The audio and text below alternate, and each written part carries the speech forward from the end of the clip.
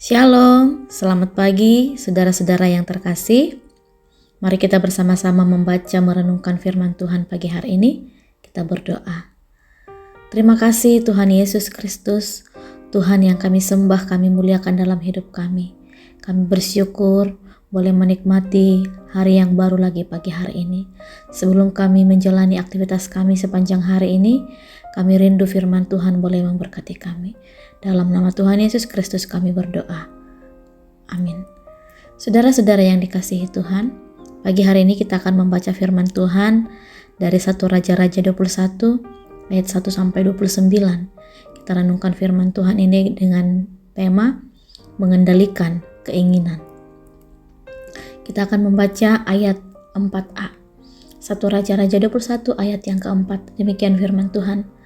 Lalu masuklah Ahab ke dalam istananya dengan kesal hati dan gusar karena perkataan yang dikatakan Nabot orang Yizrael itu kepadanya.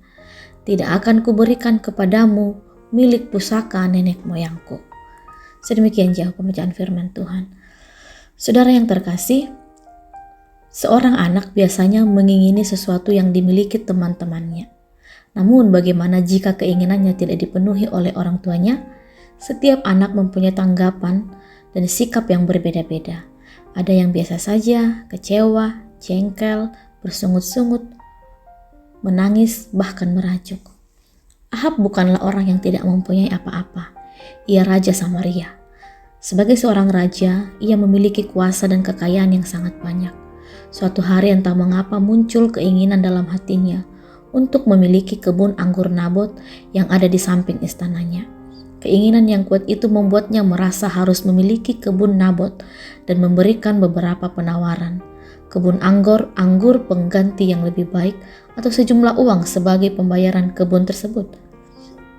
Namun, Nabot tidak ingin menyerahkan kebunnya yang merupakan milik pusaka nenek moyangnya kepada Ahab sebagai wujud ketaatannya kepada perintah Tuhan.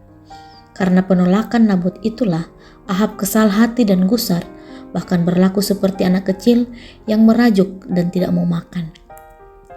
Tidak ada yang salah dengan mempunyai keinginan, tetapi banyak keinginan yang muncul karena nafsu dan kecemburuan terhadap orang lain.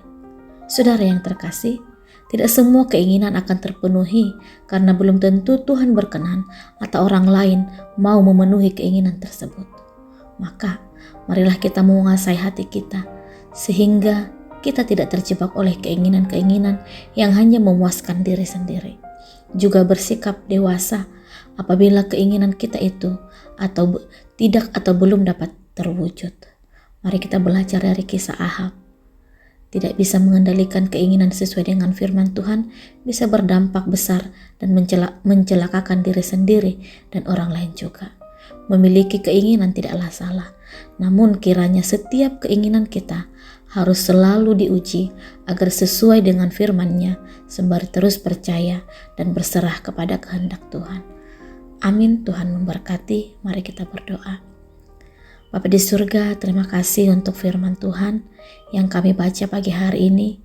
Kami belajar dari kisah Ahab, bagaimana dia tidak bisa mengendalikan keinginannya sehingga Tuhan memberikan penghukuman yang mencelakakan dirinya sendiri, bahkan orang di sekitarnya. Kami memohon kepada Tuhan, berikan kami kemampuan, berikan kami hikmat untuk dapat membedakan mana keinginan daging dan mana yang perlu untuk kami dapat lakukan. Tolong kami Tuhan supaya kami dapat mengendalikan diri kami sesuai dengan firman Tuhan.